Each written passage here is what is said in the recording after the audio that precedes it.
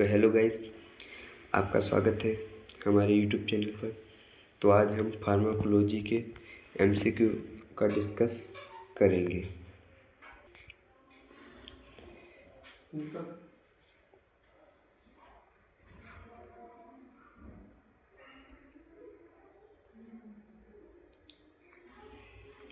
तो हमारा पहला क्वेश्चन है, the study of absorption and distribution metabolism excretion of drug is known as. दवाओं के अवशोषण, वितरण, चयापचय और उत्सर्जन के अध्ययन को क्या कहा जाता है? तो फार्माकोडायनेमिक, फार्माकोकाइनेटिक, टॉक्सियोलॉजी और फार्मेसी। तो इसका सही आंसर होगा फार्माकोकाइनेटिक। दूसरे क्वेश्चन चलते हैं। दूसरा क्वेश्चन है, दवा शरीर के साथ क्या करती है के अध्ययन को कहा जाता है? फार्माकोकाइनेटिक, फार्माकोथेराप्यूटिक, फार्माकोडायनेमिक तो और क्लिनिक फार्माकोलॉजी। तो इसका सही आंसर होगा फार्माकोडायनेमिक। इसका सही आंसर फार्माकोडायनेमिक होगा। अगला क्वेश्चन है, दवा लेने के किस मार्ग से 100% जैव उपलब्धता, बायो अवेलेबिलिटी प्राप्त होती है? मौखिक मार्ग से, इंट्रामस्कुलर, सबक्यूटेनियल, इंट्रावेनस। तो इसका सही आंसर होगा सबक्यूटेनियल। अगला क्वेश्चन है, which is the primary organ responsible for the metabolism of most drug in the body? शरीर में अधिकांश दवाओं के उपापचय मेटाबॉलिज्म के लिए मुख्य अंग कौन सा है? तो इसका सही आंसर होगा लीवर। इसका सही आंसर होगा लीवर। फिर अगला,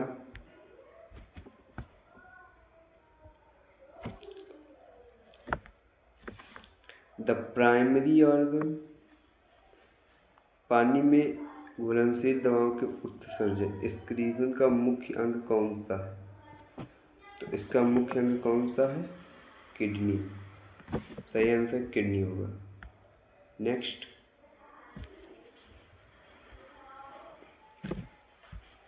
अगला क्वेश्चन है, एक दवा का निष्क्रिय रूप जो शरीर के अंदर सक्रिय रूप से परिवर्तित हो जाता है क्या कहलाता है? तो इसका सही आंसर होगा बी, प्रोड्रग। नेक्स्ट,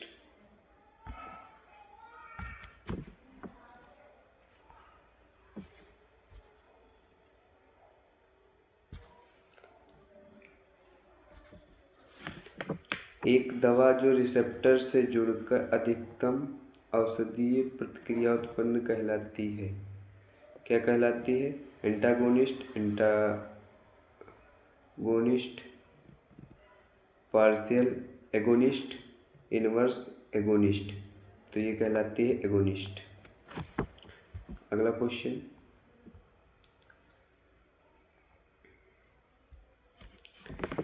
एक दवा जो रिसेप्टर से जुड़ती है लेकिन कोई प्रतिक्रिया नहीं करती बल्कि एगोनिस्ट की क्रिया को रोकती है क्या कहलाती है? एगोनिस्ट, एंटागोनिस्ट, एंजाइम और हार्मोन्स।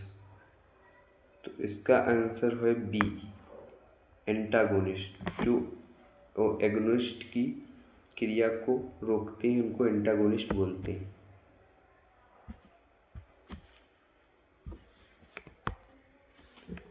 अगला,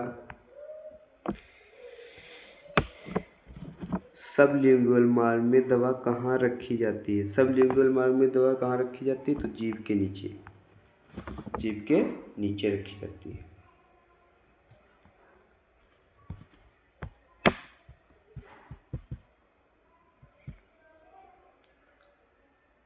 अगला क्वेश्चन,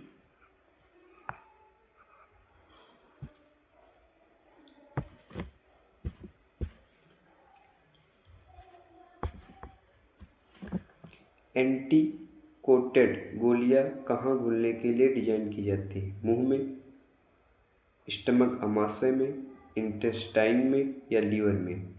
तो ये जो होती है दवाएं, ये पेट में घुलनशील होती है।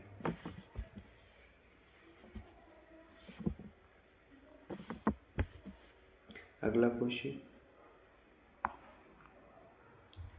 पैरासिम्पैथिक तंत्रिका तंत्र का मुख्य न्यूरोट्रांसमीटर कौन सा है? एड्रेनलिन, एसिटाकोलिन, डोपामिन या सेरोटोनिन? तो इसका जो करेक्ट आंसर है वो है एसिटाकोलिन। तो पैरासिम्पैथिक नर्वस सिस्टम का न्यूरोमीटर किसे बोला जाता है? एसिटाकोलिन को। नेक्स्ट,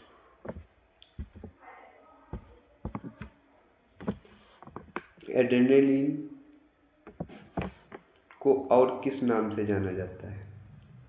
नॉरएड्रेनलिन, एफेड्रिन, डोपामिन या आइसोप्रेनालिन? तो इसको और नाम से जाना जाता है एपिनेफ्रिन। ये राइट आंसर है, एपिनेफ्रिन। आगे बढ़ते हैं।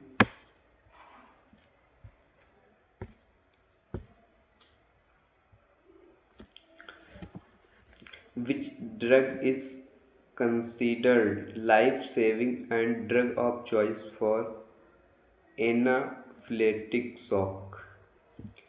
एनाफ्लेक्टिक शॉक मतलब गंभीर एलर्जी के लिए कौन सी दवा जीवन रक्षक और ड्रग ऑफ चॉइस मानी जाती है?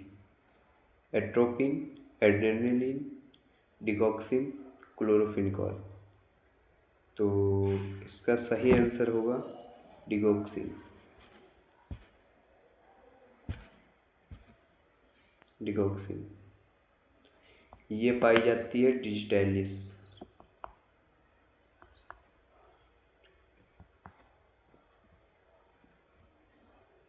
डिजिटैलिस।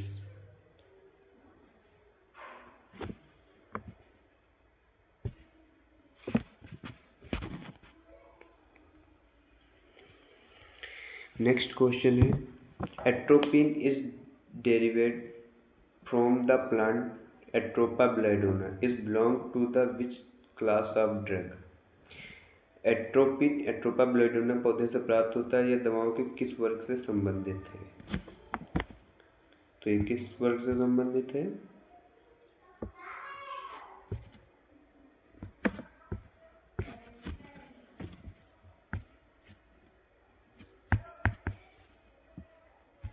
तो ये संबंधित है, ये संबंधित है एंटीकोनोल्जेसिक। ठीक है। नेक्स्ट क्वेश्चन है,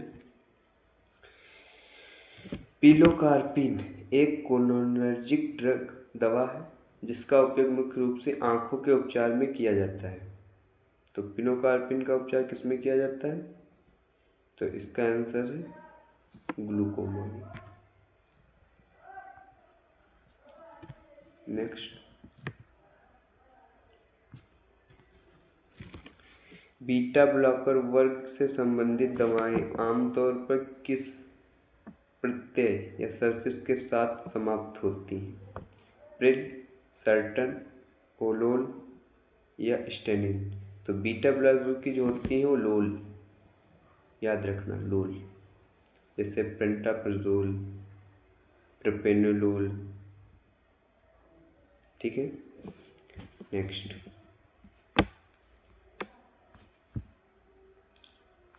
तो सारबुटामॉल या एल्ब्यूटेरॉल का उपयोग आमतौर पर किसके इलाज में किया जाता है? तो वो आप सभी लोग जानते होंगे, अस्थमा के इलाज में। सारबुटामॉल अस्थमा के इलाज में किया जाता है।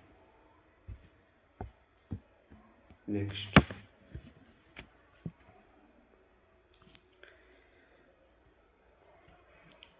एस्पिरिन।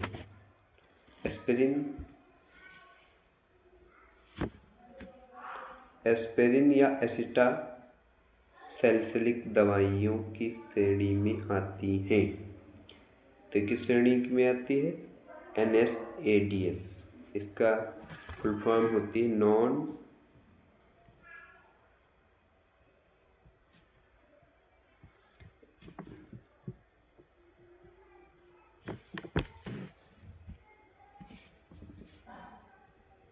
इसकी फुल फॉर्म होती है non steroid anti inflammatory agent.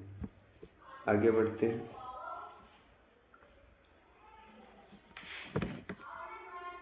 Paracetamol के अधिक सेवन से किस अंग में गंभीर विषाक्तता हो सकती है? तो इससे लीवर खराब होता है। पैरासीटामोल की जो आप ट्रिप लेंगे तो उस पर लिखा होता है लीवर के लिए ये खतरनाक हो सकता है। फिर आगे बढ़ते हैं।